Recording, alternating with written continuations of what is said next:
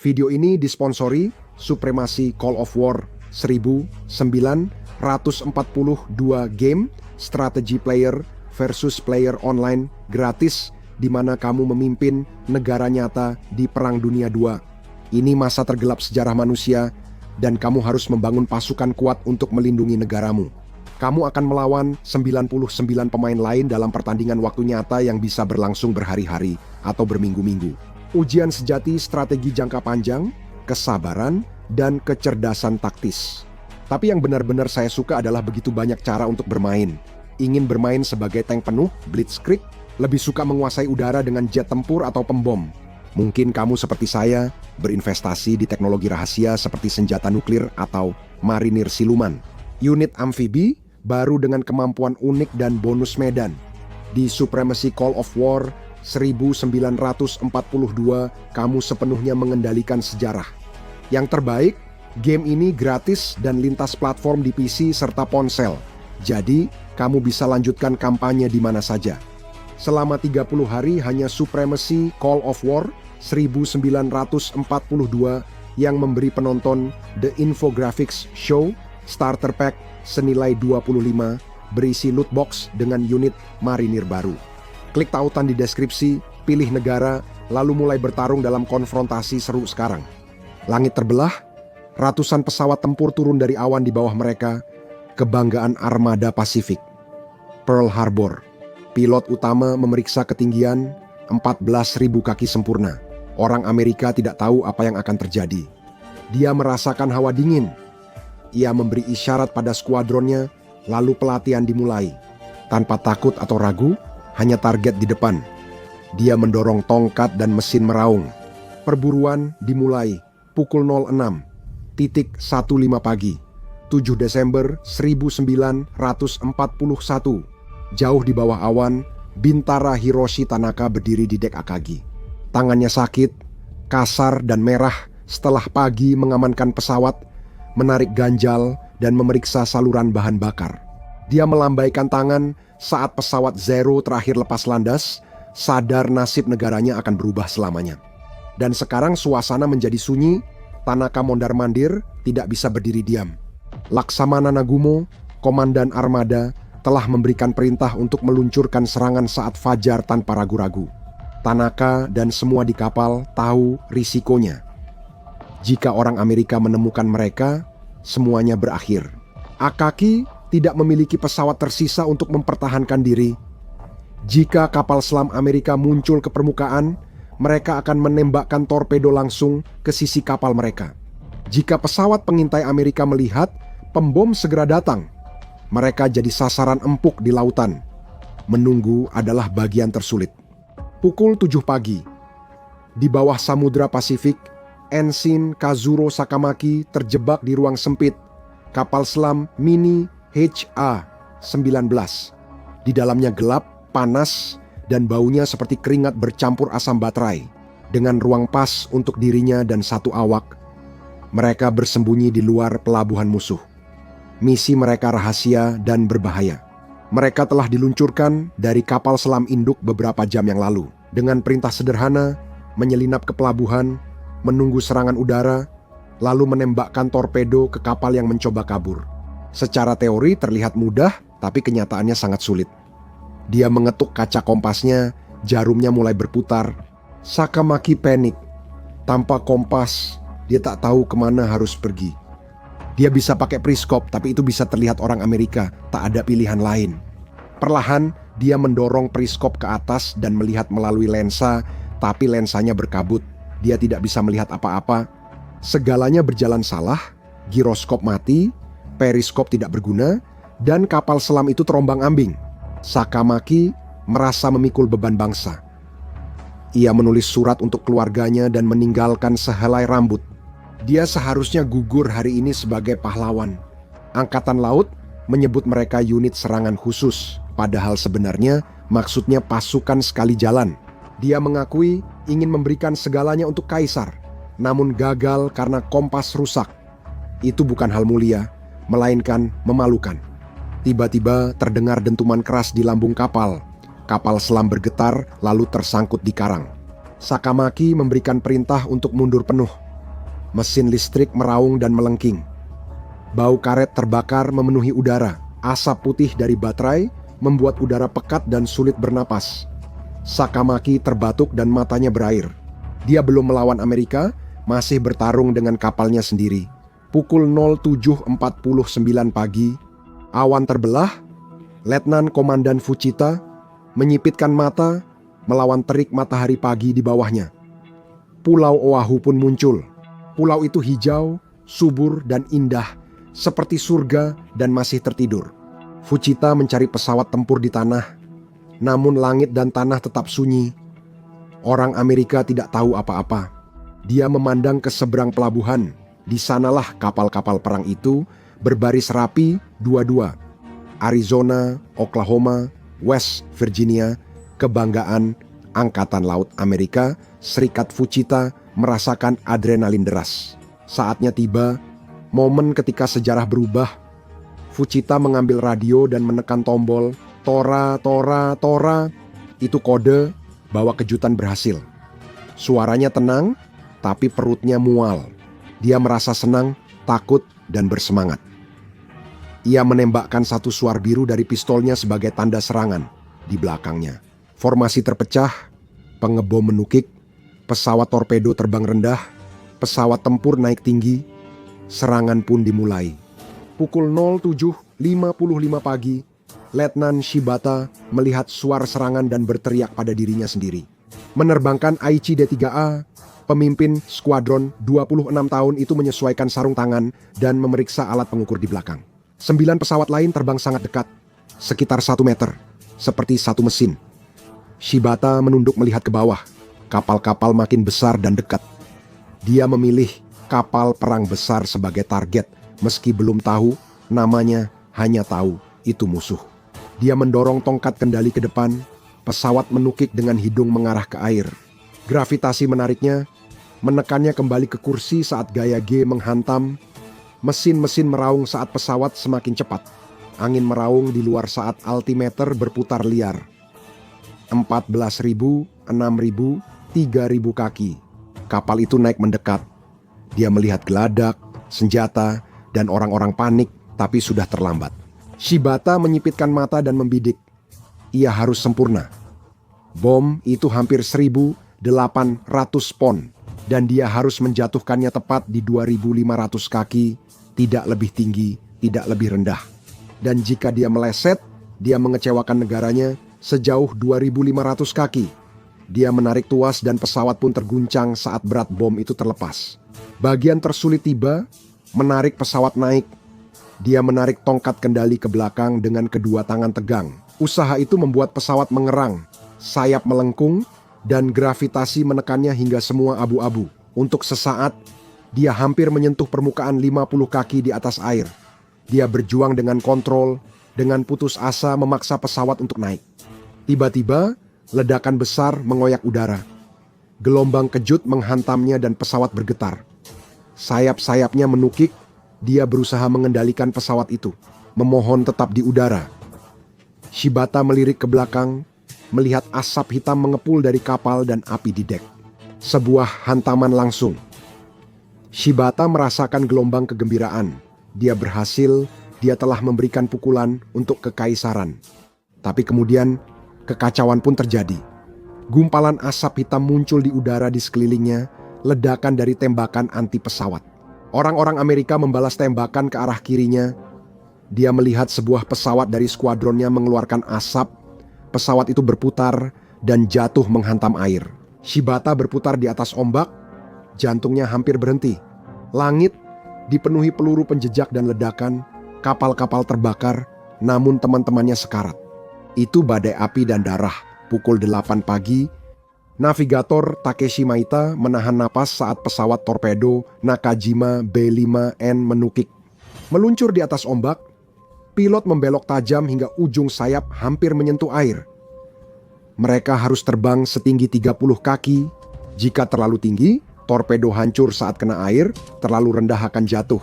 Mereka terbang menuju United States Ship West Virginia, dinding baja abu-abu raksasa di depan. Maita teringat ayahnya yang mendorongnya masuk angkatan laut, padahal ia ingin jadi seniman.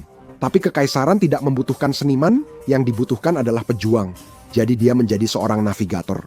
Mereka berlatih 6 bulan di teluk khusus Jepang untuk menjatuhkan torpedo di perairan dangkal. Mirip Pearl Harbor, mereka memodifikasi torpedo dengan sirip kayu agar tidak tenggelam di lumpur. Mereka terbang ke kapal, jadi target mudah. Maita melihat kilatan di dek kapal, senapan mesin, peluru memantul di pesawat, lubang muncul, cahaya menembusinya. Maita meringis, berusaha keras untuk menenangkan diri. 2.400 kaki, inilah saatnya. Sang pilot menekan tombol pelepas. Pesawat terguncang saat torpedo jatuh ke air. Maita memperhatikannya dan berdoa. Torpedo itu melaju lurus, meninggalkan jejak putih, langsung ke sisi kapal West Virginia. Benturan keras mengguncang dunia, kolom air besar menyembur ke udara, minyak dan air muncrat. Besi berderit dan melengkung saat kapal itu bergetar dan mulai miring ke samping. Namun perayaan itu segera terhenti. Maita menoleh ke kanan dan melihat pesawat pengebom torpedo lain terbakar. Sayapnya patah dan pesawat itu terjun ke laut, meledak saat menghantam air. Kegagalan lagi, 1 jiwa lagi hilang. Pesawat Maita bergetar, mesinnya tersendat, dan pilot berusaha mengendalikan kemudi karena kerusakan. Pesawat itu berbalik dari pelabuhan, terbang 300 mil kembali ke kapal induk melintasi laut dengan mesin rusak dan tanpa radio. Maita melihat peta, mengambil pensil, lalu menavigasi dengan menebak arah dan kecepatan angin. Jika dia salah menghitung, mereka akan kehabisan bahan bakar dan hilang di Samudra Pasifik. Kemenangan dari serangan itu sirna, tergantikan ketakutan pulang. Pukul 08.15 pagi, Letnan Komandan Fuchita terbang tinggi, melihat pelabuhan terbakar, asap ledakan, dan pesawat pengebom torpedo beraksi. Di sini tak ada apa-apa. Dia menunggu pesawat tempur Amerika, tapi semua sudah hancur di darat. Harada adalah elit terpilih dari 1.500 peserta pelatihan, hanya 26 yang lolos. Dia ahli di udara dan ingin bertarung untuk menguji kemampuannya. Istrinya hamil. Di rumah, dia telah mengucapkan selamat tinggal kepada istrinya dengan wajah datar karena air mata adalah untuk orang lemah, dan mengatakan kepadanya bahwa dia akan kembali dengan kehormatan. Dia membenarkan serangan itu. Orang Amerika sombong, mengira Jepang tak bisa terbang dan lebih rendah. Dia melihat pesawat pengebom bermasalah dikejar tembakan anti pesawat. Lalu Fuchita menukik dan berteriak turun dari langit. Ketika angin bertiup, dia membidik senjata anti pesawat dan menekan pelatuk. Meriam meraung, peluru tracer menghantam tanah hingga dia melihat lubang senjata meledak. Dia menarik tuas ke atas, tubuhnya terhempas ke kursi oleh gaya J. Itu terasa menyenangkan dan kuat. Namun dia kembali melihat ke pelabuhan, mengamati deretan kapal perang, penjelajah, dan perusak. Ada yang hilang. Di mana pesawat dan kapal induknya? Enterprise dan Lexington tak ada. Dermaga kosong. Harada merasakan simpul dingin di perutnya. Kapal induk adalah ancaman nyata. Kapal tempur seperti dinosaurus, sedangkan kapal induk adalah masa depan dan telah pergi. Kapal tempur terbakar. Arizona lenyap, jadi bola api besar yang menerangi langit. Kehancurannya luar biasa. Namun tanpa kapal induk, kemenangan terasa kurang. Fujita kembali berputar. Asap makin tebal dan sulit ditembus. Orang Amerika mulai terbangun, sementara langit dipenuhi gumpalan hitam kehancuran. Dia harus menghindar dan bermanuver. Bagian mudah sudah lewat. Sekarang semuanya kacau. Pukul 08.30 pagi, Sakamaki batuk hebat. Bagian dalam kapal selam mini itu telah berubah menjadi ruang gas. Baterainya rusak dan gas klorin memenuhi udara, membakar tenggorokannya dan matanya. Mereka benar-benar gagal. Kapal selam itu 3 kali menabrak karang dan torpedonya gagal ditembakkan karena mekanisme macet. Satu-satunya cara adalah menghancurkan kapal selam itu agar musuh tak bisa menangkapnya. Sakamaki merangkak ke belakang, memasang sumbu pada bahan peledak dan menyalakannya. Sakamaki dan anak buahnya segera naik tangga dan membuka palka demi udara segar. Di dalam air, mereka melompat ke laut, di mana ombak besar menghantam karang. Sakamaki berenang, menunggu ledakan. Dia menunggu dan terus menunggu, tapi tidak terjadi apa-apa. Muatannya gagal meledak. Itu hanya padam begitu saja. Kapal selam terbawa arus ke pantai dan akan ditangkap utuh. Senjata rahasia itu akan jadi trofi Amerika. Sakamaki melihat sekeliling, semua rekannya sudah terbawa ombak. Ia kini sendirian dan lelah. Tubuhnya menyerah, ombak melemparkannya ke pasir. Ia terbaring terengah-engah, tak bisa bergerak, hingga mendengar suara-suara berbahasa Inggris. Tentara Amerika berdiri di atasnya dengan senjata. Sakamaki memejamkan mata, berharap punya pistol untuk mengakhiri segalanya. Dia tawanan perang pertama, benar-benar malu total. Sementara pilot di atas menjadi pahlawan yang hancurkan armada. Dia gagal, masih hidup, dan itu dosa terburuk. Kemuliaan misi itu tak berarti. Yang tersisa hanya rasa malu membara. Pukul 9 pagi, Letnan Komandan Fujita masih berputar-putar sebagai komandan. Dia harus bertahan sampai akhir untuk menyaksikan kerusakan. Pelabuhan jadi lautan api, kapal Arizona terbelah dua dan tenggelam. Kapal Oklahoma terbalik, bagian bawahnya mencuat seperti paus mati. Kapal West Virginia terdampar di lumpur, minyak terbakar di air, asap hitam tebal membumbung ke langit. Fujita mengambil kameranya dan memotret, bukti untuk kaisar. Gelombang pertama berhasil, tapi gelombang kedua kesulitan. Orang-orang Amerika sekarang sudah terjaga dan setiap senjata di setiap kapal menembak. Fujita melihat pesawat-pesawat Jepang jatuh dari langit. Mereka kehilangan 20-30 pesawat, namun itu harga kecil untuk menghancurkan armada Pasifik Amerika Serikat. Namun, pikiran tentang kapal induk masih mengganggu. Dia memberi sinyal lewat radio ke armada bahwa serangan selesai. Saat kembali ke pangkalan, dia membelokkan pesawatnya ke utara, merasa bangga. Mereka menempuh ribuan mil secara diam-diam untuk melakukan serangan bersejarah yang dianggap mustahil. Perang sumber daya dimenangkan, Jepang bisa lega. Namun saat terbang dari pulau terbakar itu, dia merasakan hawa dingin. Mereka membangunkan dan melukai raksasa itu, tapi belum menghancurkannya. Kini raksasa itu akan marah. Pukul 10 pagi, Bintara Tanaka berdiri di tepi geladak, mengamati langit. Titik-titik muncul di cakrawala. Pesawat-pesawat kembali, Tanaka awalnya lega, namun saat mendekat, ia justru khawatir. Beberapa pesawat mengeluarkan asap, berlubang di sayap, atau terhuyung-huyung. Sebuah pesawat pengebom mendarat, menghantam dek dengan keras. Pesawat itu memantul dan roda pendaratannya ambruk saat meluncur hingga berhenti. Tanaka segera membantu menarik pilot yang berdarah keluar, sementara penembaknya sudah tewas. Ia lalu menatap pesawat itu. Pesawat itu dipenuhi lubang peluru. Dia cepat mengisi bahan bakar, mempersenjatai ulang, membersihkan puing, lalu melihat Letnan Komandan Shibata keluar dari pengebomnya. Shibata tampak lebih tua. Wajahnya dipenuhi jelaga dan kelelahan. Shibata mengangguk dan tersenyum. Kapal perang hilang, sorak meledak di geladak saat pelaut berpelukan. Tanaka melihat perwira berbicara, Laksamana Nagumo memeriksa peta, dan ada diskusi soal gelombang ketiga. Mereka bisa kembali mengebom tangki minyak dan bengkel. Jika tangki minyak hancur, armada Amerika tak berguna berbulan-bulan. Namun Nagumo menggeleng, khawatir karena tak tahu lokasi kapal induk Amerika. Jika tinggal lebih lama, pesawat Amerika bisa menemukan armada Jepang. Saatnya pulang. Tanaka melihat perintah diberikan. Kapal-kapal berbalik dan haluan Akagi membelah laut. Ia merasakan campuran emosi. Bangga atas kemenangan, sedih melihat geladak kosong, dan takut. Ia tahu ini bukan akhir, melainkan awal. Pukul 12 siang, Fujita duduk di ruang pengarahan, mengusap minyak di wajahnya.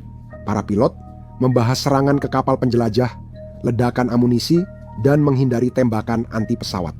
Mereka bersemangat seperti pahlawan, sementara Fujita hanya diam memikirkan logika dan rasionalisasinya. Jepang butuh sumber daya dan ruang.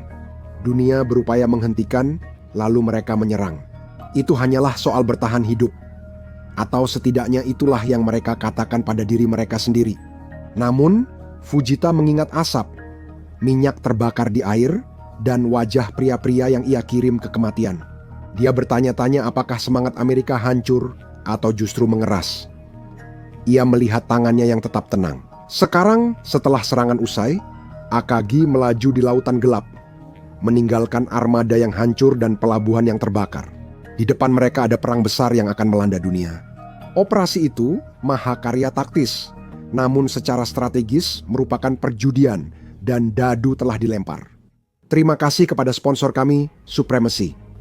Call of War 1942 adalah game strategy player versus player online gratis bertema Perang Dunia II yang dimainkan jutaan orang di seluruh dunia.